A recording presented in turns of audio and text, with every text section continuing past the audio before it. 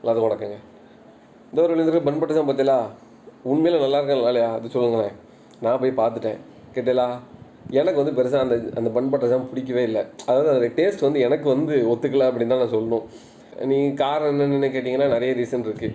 First of all வந்து reason என்னென்னு வந்து பார்த்தீங்கன்னா நீங்களே சொல்லுங்கள். படம் பார்த்துருப்பீங்களா, அந்த ஸ்கூல் முடிச்சதில் வந்து காலேஜ் போகிறாங்களா, யாராவது ஒருத்தர் உண்மையிலேயே ஸ்கூல் படித்த பையன் மாதிரி இருந்தாங்களா, இல்லை காலேஜ் ஃபஸ்ட் இயர் படித்த மாதிரி தான் இருந்தாங்களா? ஒருத்தருக்குமே அந்த மாதிரி ஃபீலே நமக்கு வந்து தோணலாம்னு வச்சுக்கோங்களேன். கதை வந்து உண்மையிலே ஜென்சிக்கான படம் தாங்க. இது வந்து இப்போ இருக்கிற பசங்க ஸ்கூல் முடித்து காலேஜ் போனதுக்கப்புறம் லவ் பண்ணி அதுக்கப்புறம் லவ் ஃபெயிலியர் ஆச்சு அப்படின்னா அதுலேருந்து எப்படி அவங்க கடந்து வராங்க, எப்படி கடந்து வரணும் அப்படிங்கிறது தான் பேசிக்காக இவங்க சொல்ல வர்றது. ஓகேவா? இது வந்து கண்டிப்பாக ஜென்சி பசங்களுக்கு வந்து நல்லாவே பிடிக்கும்.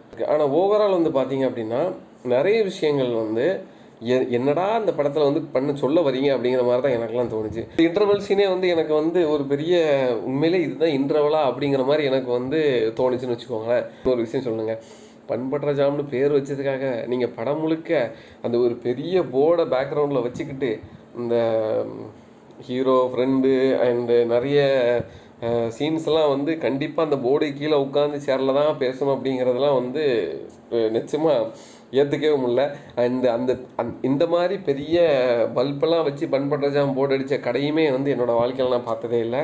சரி, அது ஒரு பக்கம் இருந்துட்டு போட்டு வைங்களேன். படம் வந்து பார்த்திங்கன்னா ரொமான்ஸ் காமெடி ஜானர் தான். படத்தில் எங்கே ரொமான்ஸ் இருக்குது அப்படின்னு உண்மையிலே கேட்க தோணுச்சு. ஸோ இவங்க பண்ணக்கூடிய அடல்ட்டு காமெடி தான் உண்மையிலே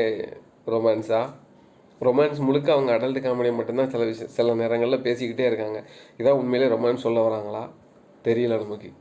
அடுத்து வந்து பார்த்திங்க அப்படின்னா காமெடி வந்து நிறைய ட்ரை பண்ணியிருக்காங்க. பட் உண்மையிலே எனக்கு சிரிக்க வரல. ஒரே ஒரு காமெடி மட்டும்தான் உண்மையிலே வேறு லெவலில் இருந்தது. அந்த ஹீரோயின் வந்து லவ் பண்ணுற பையன் வீட்டுக்கு வந்ததுக்கப்புறம் லவ்வரை வந்து கீசர் டெக்னீஷியனாக காமிச்சு ஒரு ட்ராமா மாதிரி பண்ணியிருப்பாங்க. வேறு லெவல் ஃபன். உண்மையிலே அந்த காமெடி வந்து நல்லா படத்தில் ஒர்க் அவுட் ஆகிருக்கு அப்படின்னு தான் சொல்லணும். அண்டு படத்தில் வந்து நிறைய கேரக்டர்ஸ் இருக்குது. உண்மையிலே ஏன் பண்ணியிருக்காங்க, எதுக்கு பண்ணியிருக்காங்க அப்படின்னே தெரில. சார்லி எவ்வளோ பெரிய நடிகர், எப்படி பெர்ஃபார்ம் பண்ணுவாப்புல. ஒரே ஒரு சீனில் அப்பா பையன் பேசுவாப்புல. அந்த ஒரு சீனுக்காக படம் முழுக்க அவரை வந்து சும்மாவே வந்து நடக்க வச்சு சும்மா சேரில் கால் மேலே கால் போட்டு உட்கார வச்சு தம்மை ஊதிக்கிட்டு இவ்வளோ தான் கொடுத்துருக்காங்க. அது ஒரு பக்கம் இருக்கட்டும். ஒரு சீனியர் அரியர் எடுத்த ஒரு பெரிய 25 அரியர் எடுத்த ஒரு பெரிய சீனியர்னு வச்சுக்கோங்களேன். பெரிய பில்டப்லாம் கொடுத்து காமிப்பாங்க, ஒன்றுமே இல்லை. அவருக்கு ஒரு லவ் ஸ்டோரி இருக்குது, அதையாச்சும் காமிச்சிருக்கலாம். நல்ல வேலை அது ஒரு பக்கம் காமிக்காம விட்டாங்கன்னு வச்சுக்கோங்கன்னு தோணுதுன்னு வச்சுக்கோங்களேன். இருந்தாலும் அவருக்கு ஒரு லவ் ஸ்டோரி இருக்குது. அவர் பாட்டுக்கு ஏதோ வந்துட்டு வராரு போகிறாரு. இப்படியாக நிறைய விஷயங்கள் வந்து அங்கங்கே கொஞ்சம் கொஞ்சமாக இருக்குது.